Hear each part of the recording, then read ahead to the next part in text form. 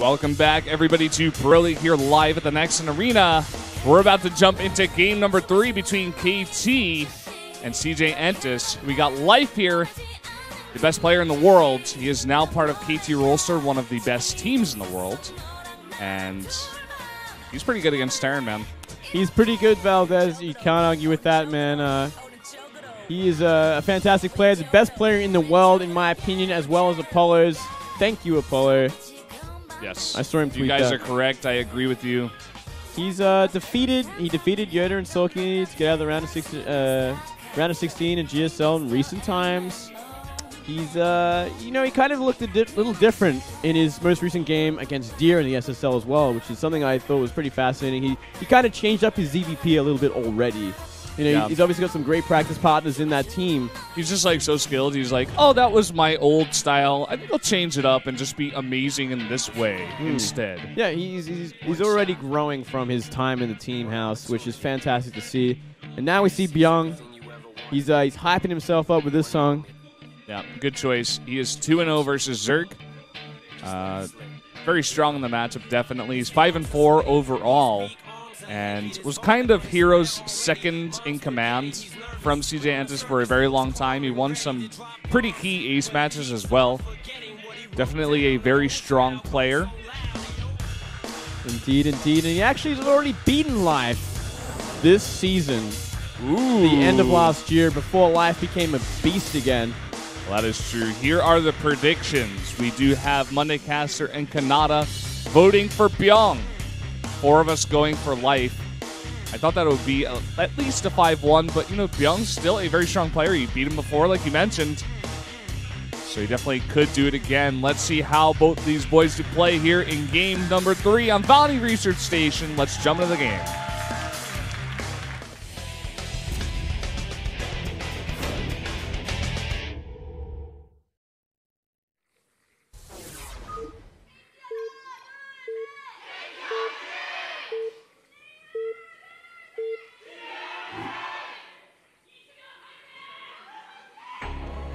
Down here in the south, in the red for KT Rolster, it is Life. Up here in the top, it is Bbyong. Bbyong. And yeah, Bbyong qualified for IEM. As I said earlier, I'm not going to go through the playlist again, but he is actually playing well. You know, he's on top of his game at this point. And he has beaten Life before, so there is a chance there. There's that danger there. We might actually see another upset. Yeah, there's a chance, and CJ just needs it at this point. I don't think they want to rely on Sora. I mean, we haven't seen Sora in a long time, so he definitely could be up there. And if he is at least playing today, if they are willing to use him, then, you know, they definitely do have some kind of confidence in him. I just don't have it myself against stats, you know. Not yet. He could prove me wrong. Maybe his PvP is, like, stellar these days. We'll have to wait and see. Well, I mean, that hiccup in recent times for stats, you know, that could be the one thing that is why they put him out there, because he did get 3-0'd by Trap in the IM qualifiers. That's a pretty big hiccup, man. that is a big blow, you know. It's like, whoa, actually, we found a hole in this player, so let's throw out someone that he might not expect with Sora, which is pretty interesting. Yep, that map will be Deadwing, so not surprising to see 2 Protosses. Maybe trying to snipe stats there with Sora. We'll have to see. Going into this game, looks like we're going to have Life expanding first, of course, on this map. This is one of the newer maps we got here in Pro League. Of course, it's been out on the ladder for a while, but it does have that backdoor expansion, so it's very safe. Yeah, definitely one of the best maps to come out of the new map pool. One of the only good maps, in my opinion, actually, if I was to be completely judgmental. I think it's a fantastic map, though. Really well laid out. It's good for Zerg as well, mind you. It's 3rd and 4th are pretty easy to take and defend, easy to spread creep to. It's generally a pretty even map as well. Like, every race can play on this map, and I mean, maybe I guess Protoss might have a bit of a hard time on this map because of how open that 3rd base is. It leaves kind of an option out there to try and deal with that pretty early on for Zergs and Terrans. Yeah, and against Terran in the backdoor, sometimes those drops can get annoying. Just because there's a lot of open space back there. Yeah. To come in just straight over into your expansion. One of the more annoying things I face on ladder. Wouldn't mind drops, man. Not the greatest fan. Oh yeah, dude. They can be pretty messy stuff. And interestingly enough, we are seeing Life go for a gasless expand. Something I never would imagine Life would do, but you know what? Life has been growing and changing since he's joined KT, and we did see that against Deer. And we're seeing it again today, and I kind of like it. It suits the map. You don't have to worry too much about aggression early on. You can comfortably go for a bit more of a greedier build, and he might even just be playing the player, which is obviously going for that CC first. Yeah. Do you see the 4 lings out of the map now? Going to go to the front door. Already there is a wall and a marine about to pop out, so they won't be able to do much, but they will get the scouting information. You may see, hey, some of those buildings are late. You probably went for CC first. Yeah, and it's not too much of a surprise on this map. Like, obviously, the pocket natural like that, it is very easy to go for a CC first without taking any damage or any risk whatsoever, which is another reason why we see it, and very greedy sort of stuff from Bbyong, but he's got to be careful not to lift this Rax, or, ooh, if the Lings run up now, and they will! Oh, but the SCV starts building a supply depot. Oh, and he almost gets that SCV. Oh, very That's such cheeky. a life move. Yeah, he's waiting for it. I love it. He's looking for the run-up as well. Oh, he's not going to get it, though.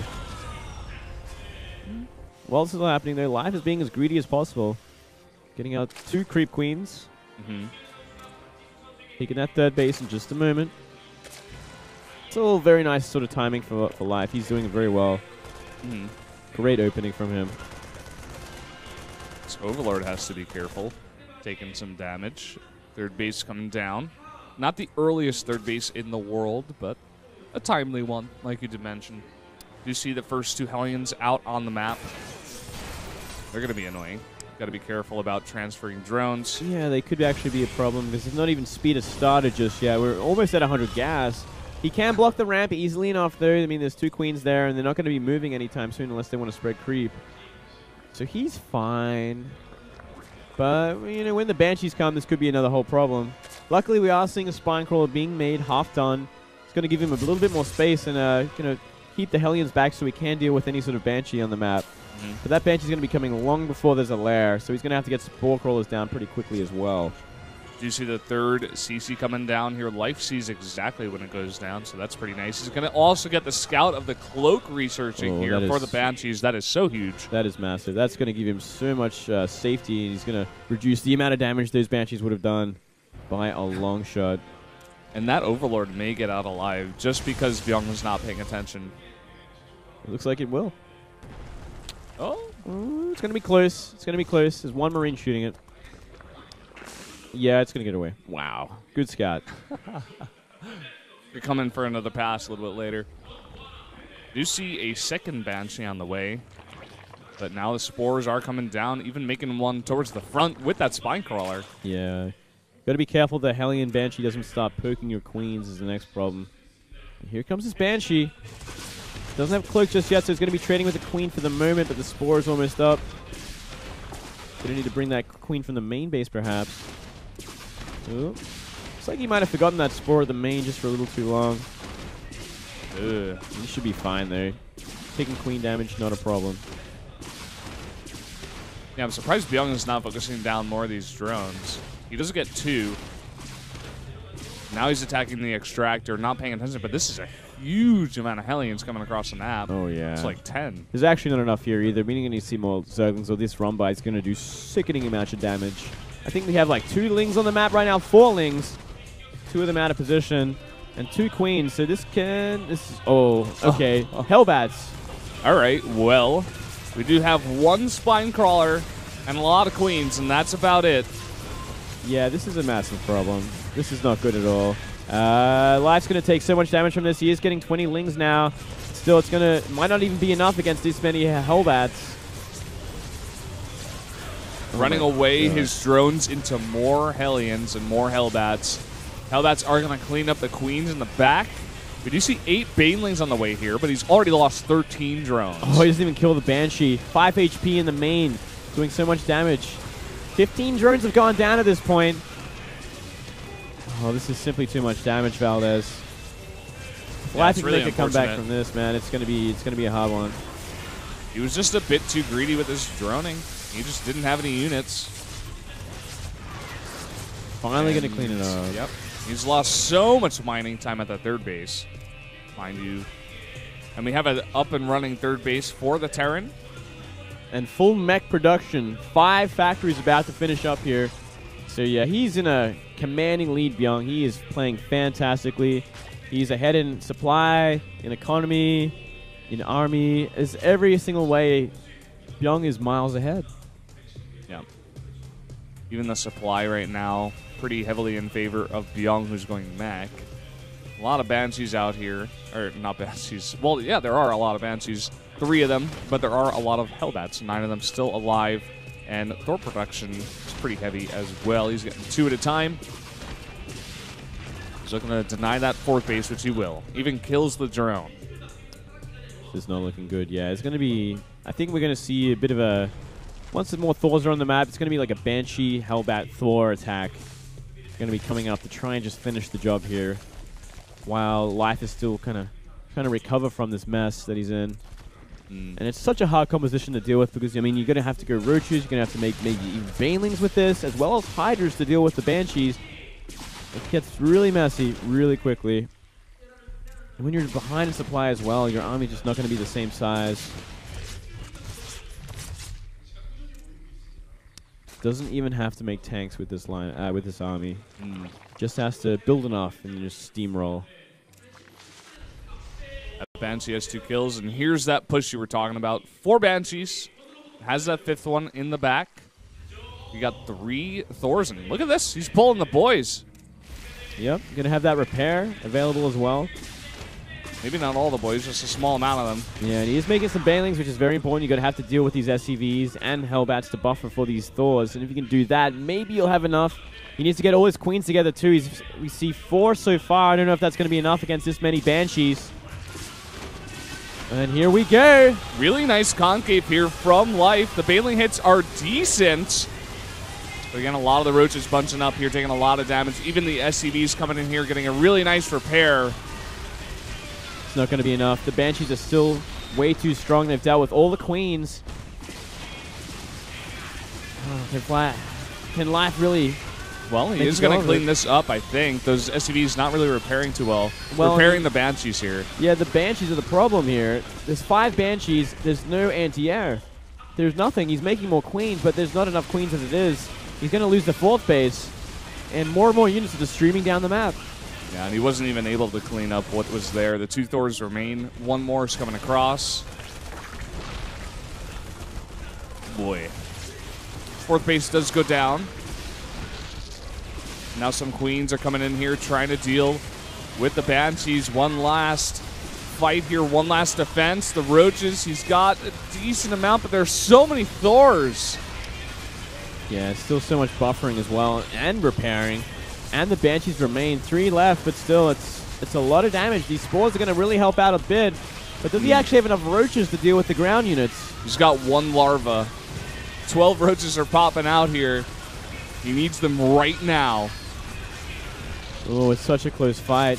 He's going to pull some of these drones now to fight. Oh, that's when you know it's over, man. You can't be pulling drones against Hellbats. That just doesn't happen. And Roaches are streaming down. He actually might have... No, there's simply too much reinforcements. 4 Thors, man. 3 Hellbats. He's going to try to hold on. Thor's still coming, or rather, drone's still coming off the line here. No, 2 more Hellbats coming in here. That's really, really nice against any kind of drone pill that he tries to go for. This is hitting, by the way, with +2 attack, which is part of the reason why it's so strong. Yeah, this is too much. I think we're going to see Life eventually get whittled down from this. He can just right-click the hatchery as well to kind of seal the deal if he loses an extra base. 2 more Thors joining the mix. He's now trying to fight with the drones against Blue Flame Hellbats. Loses 10 of them. More streaming down, but GG is called, and Bbyong somehow is able to take out Life here. I feel like Life just playing a little bit too greedy early on, and he took too much damage, but a very nice build here out of Bbyong. He does it once again against Life in his prime. Yeah, really not expecting, Life is just simply not expecting whatsoever that kind of timing attack with Hellbats and Banshees from Bbyong. But Bbyong, you know, he had the game plan, and Life was just, yeah, as you were saying, way too greedy. Yeah. It's the name of the game. You can be the best player in the world, but if you make a mistake like that, you are going to lose games. So there you have it. CJ goes up 2-1. And that ace match we were talking about, it's looking to be a definite thing, and it's not the way we planned it either, Valdez. Our predictions are out the window, man. Yeah. What a mess. There is still a chance that Sora can win.